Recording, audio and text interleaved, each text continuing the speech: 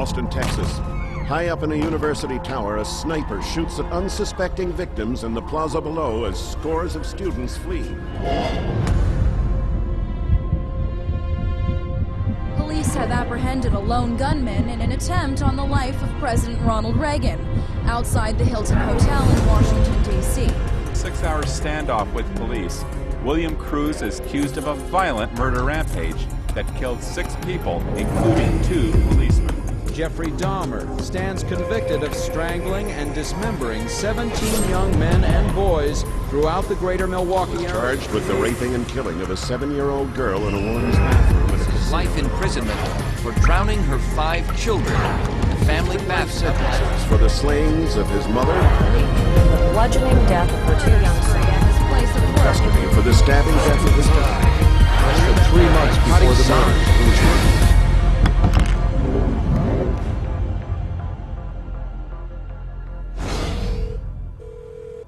Police department? Yeah. I just killed my 2 daughters. Sir? Yeah. Tell me what happened. Okay, what's going on right now? I just freaked out and killed them. Are you on medication? Yeah. What kind of meds are you on, sir?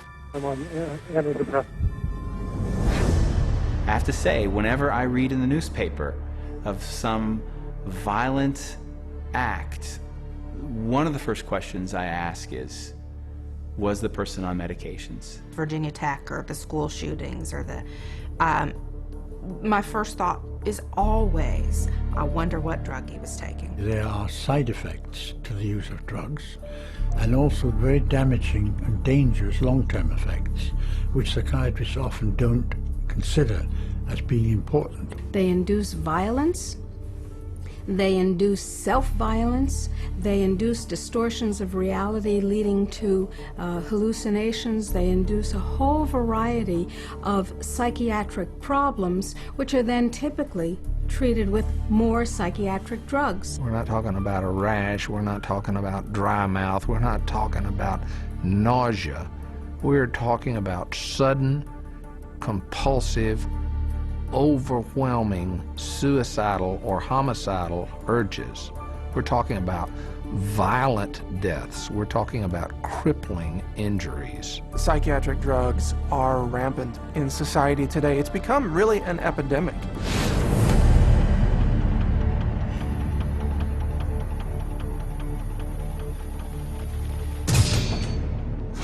The first drug that they put him on, I did not like it. He had a very bad reaction. He became a completely different person. He was very, as you would say, aggressive. He became obsessive compulsive, paranoid about bad guys, afraid of dying. He started sniffing his hand 20 to 30 times a minute, out of control rages. He couldn't think straight, he couldn't act straight. It made him irritable, it made him violent. At one point he threatened to kill himself and to kill me, and he was only 6 or 7 years old. From the moment that I started taking these drugs and to the moment that I stopped, all that happened in my life was things got worse. Depression got worse, the anger got worse, the outbursts got worse. I had no idea what was happening to me. I would start quivering and shaking. I would drop onto the ground. Literally, I could not control anything. Within 4 hours of taking 25 milligrams of Zoloft, I was standing on a balcony at a church. And again, there was the thinking, I'm going to jump. The psychiatrists have carved out a great niche for themselves in the prescribing of drugs, but if you look at the history of treating people for mental and psychological disorders, it's a history fraught with things that don't work. They're not helping people with drugs, and they're not looking out for harming people. They're ignoring the harm that's coming from all of these drugs. We see suicidal thoughts, we see suicide, we see profound depression, mood swings. This is 911. Who is this?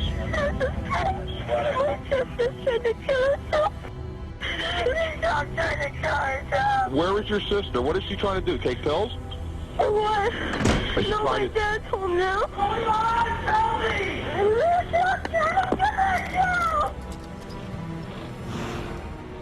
No, you're not going to die today. No, you're not going to die today. Oh, no! Oh, no!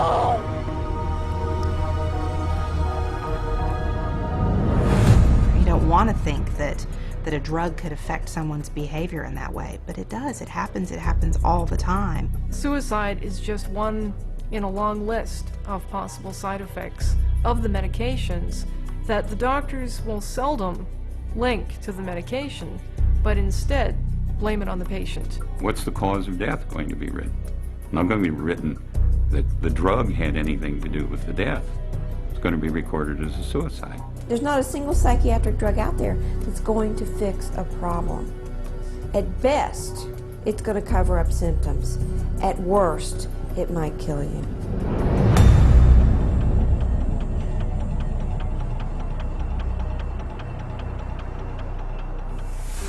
She went to get the laundry, his laundry, which hangs from a hook in Matt's closet. And instead of finding the laundry, she found her son. By the time he died, he was really mutilating himself. He carved hate into his thigh. He had gone into his closet that night, tied a rope around his closet rod, put it around his neck, shut the light off, knelt down. I ran back to him and I touched his back and I says, "No, honey, he's cold, he's gone." I'm as certain as I can be that Celexa killed my daughter. I will always blame my son's death on psychiatric drugs.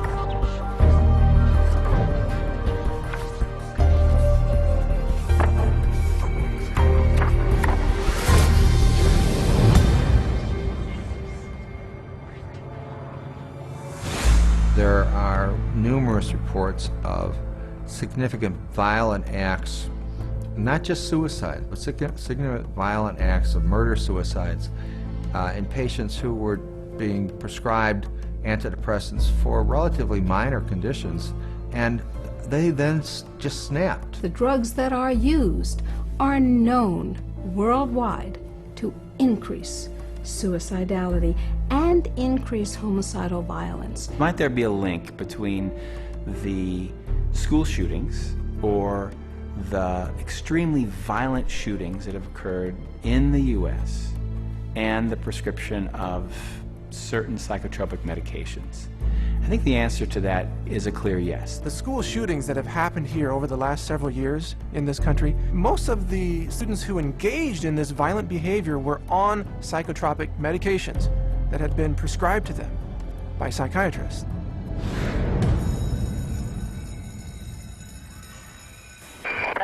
Where's your emergency?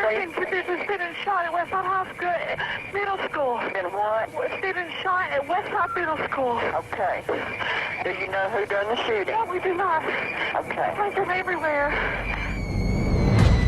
I was lucky I wasn't shot, because I was the only one standing up. My friend Nate got shot in the shoulder. Oh my God, I can't believe this is happening. There's denied nothing like that happens here. No. You should be safe at school. It should be a safe place. Just horrible images that you never want to see again in your mind. And I was praying to God for someone to come help me. It wasn't just my boyfriend, he was my best friend. A nightmare. I didn't think he had...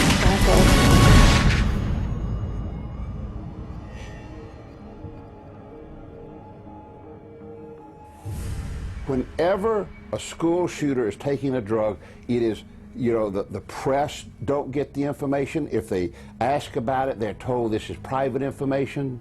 So the public is kept in the dark about the drugging of these kids that leads to this violence.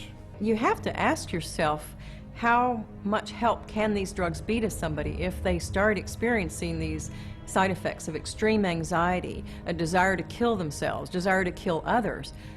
What kind of help is that for the person? Did you see these kinds of incidences in the 1960s or pre-1960? Was anybody shooting up their classrooms? There were guns. We didn't have as many gun control laws then as we do now. No, we didn't. So what's different? The psychotropic drugs, that's what's different.